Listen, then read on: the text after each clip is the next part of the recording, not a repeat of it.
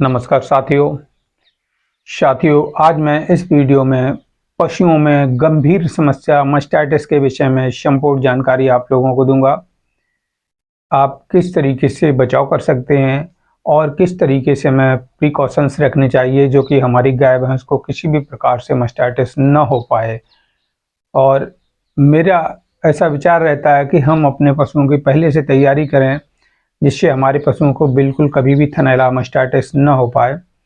और यदि हो जाता है तो फिर पशु को तो परेशानी उठानी ही पड़ती है। हम लोग मानसिक रूप से काफ़ी डिस्टर्ब हो जाते हैं, डेली नई नई मेडिसिन का यूज करते हैं।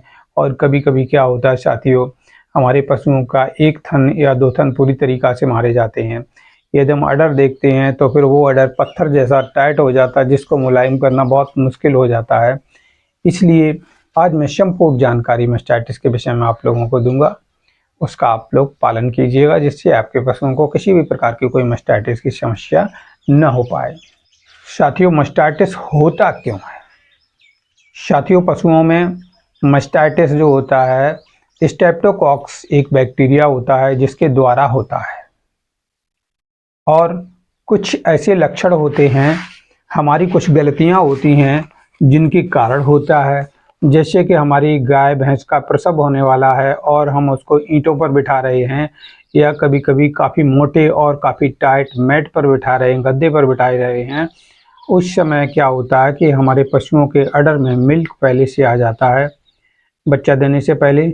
और जब वो बैठता है तो उसके अडर पर दबाव पड़ता है साथियों। जब दबाव पड़ता है तो कोई न कोई नस पंच हो जाती है, या दबाव के कारण नसों में स्वेलिंग आ जाती है, अडर पर स्वेलिंग आ जाती है।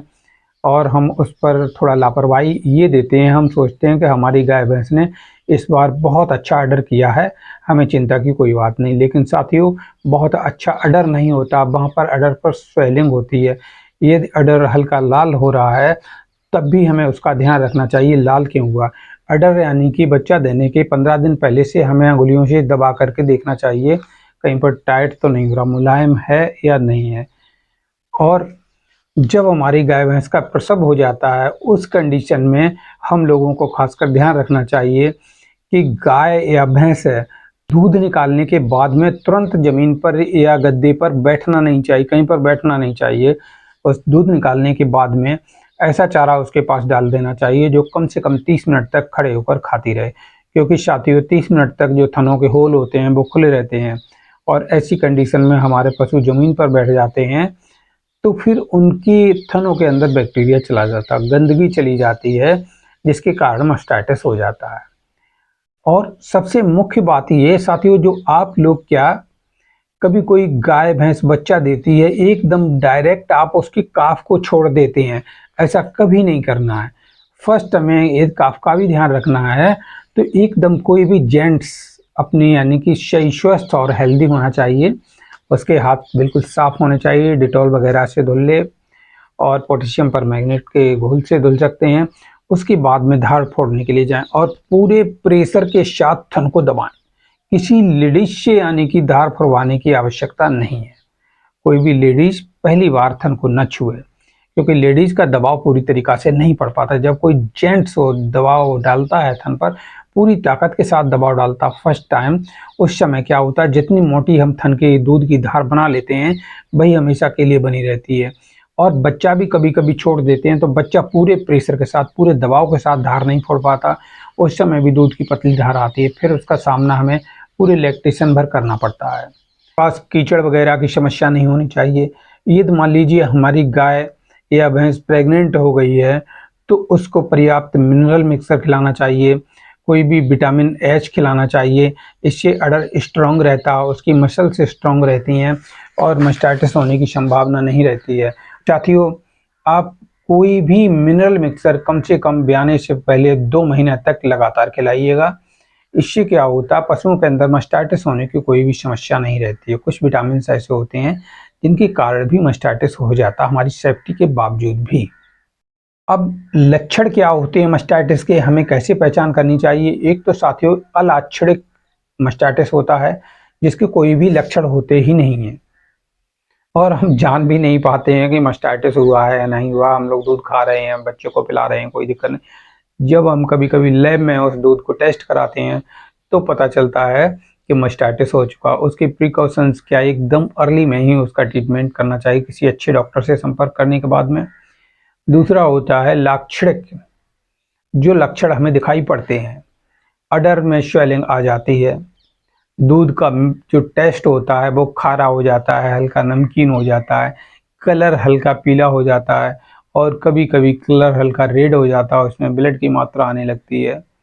ये सारे लक्षण जो हैं दिखाई पड़ते हैं। पशुओं को हल्का फीवर हो जाता है। यदि ऐसे लक्षण दिखाई पड़ते हैं तो आप किसी अच्छे डॉक्टर से संपर्क करके तुरंत ट्रीटमेंट कराइएगा और जल्दी डॉक्टर बदलिएगा नहीं। एक डॉक्टर से कम 15 दिन तक लगातार इलाज कीजिएगा। यदि आपका पशु जब ठीक नहीं होता 15 दिन में, उसके बाद दूसरे डॉक्टर से आप संपर्क कर सकते हैं। आपने सोच लिया कि 3 दिन तक हम इस डॉक्टर से दवा करा रहे हैं, 3 दिन में आराम नहीं मिला, चलो दूसरा डॉक्टर बदल देते हैं, दूसरे से आराम नहीं मिला तीसरा बदलते हैं। ऐसे में क्या होता है, पशु पूरी तरीका से बर्बाद हो जाता है, उसका आर्डर बेकार हो जाता है, आर्डर पत्थर हो जाता है, दूध थनों में आना बंद हो जाता है और मवाद आने लगता है। उस समय फिर हम पशु को ठीक करना बहुत मुश्किल बात समझते हैं मेरे प्यारे साथियों। चलिए देखते हैं ये क्लिप, ये एक मास्टाइटिस वाली गाय की क्लिप है।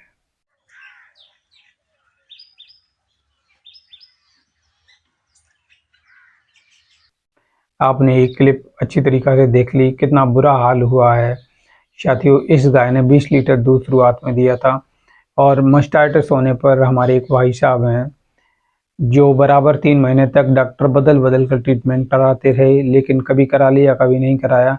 आज इस गाय का बहुत बुरा हाल हो चुका है, लेकिन इसको मैं पूरी तरीक़ा से क्योर कर लूँगा। और हमें यदि हमारे पशुओं को मास्टाइटिस हो ना, किसी प्रकार से मास्टाइटिस न हो, उसके लिए हमें क्या करना चाहिए, चलते हैं सीधे सीधे बताते हैं आपको कौन से पाउडर कितनी मात्रा में देने हैं।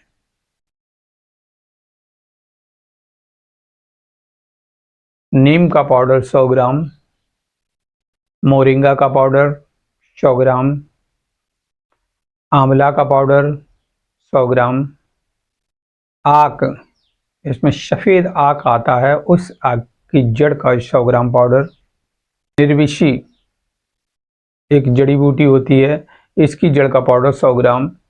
इन सभी चीज़ों को अच्छी तरीक़ा से मिक्स कर लेना है। मिक्स करने के बाद में साथियों, अधिक नहीं, केवल 50 ग्राम एक दिन में शाम को खिलाना है और ये 10 दिन के लिए हो जाएगा। दोबारा ज़रूरत पड़ती है हम 100-100 ग्राम करके ये मटेरियल फिर ख़रीद लेते हैं, उसके बाद फिर खिलाते हैं। करीब करीब ब्याने से पहले, बच्चा देने से पहले, प्रसव होने से पहले 1 महीने तक हमें ये पाउडर बराबर मात्रा में खिलाना चाहिए।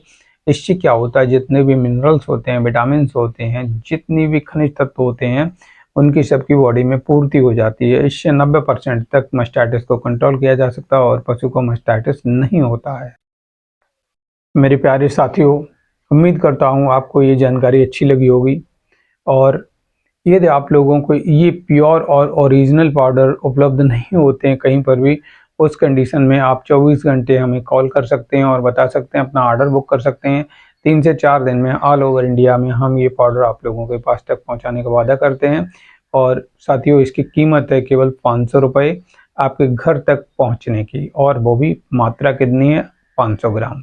500 ग्राम पाउडर की यानी कि कीमत है 500 रुपये। और यदि आप 1 किलो पाउडर मंगाना चाहते हैं उसकी कीमत 1000 रुपये है, डाक खर्च सहित। यदि आप ये 1 महीने तक लगातार खिला लेते हैं अपने पशु को, तो फिर उसकी बॉडी में किसी प्रकार के कोई खनिज तत्व, विटामिन की कमी नहीं होती है, मास्टाइटिस नहीं होता, पर सब बहुत आसानी से हो जाता है। उम्मीद करता हूँ जानकारी आप लोगों को बहुत अच्छी लगी होगी।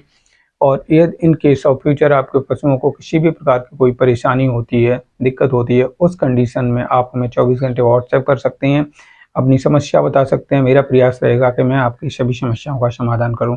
और फिर मिलता हूं जल्दी एक नई वीडियो के साथ में। तब तक के लिए जय राम जी की।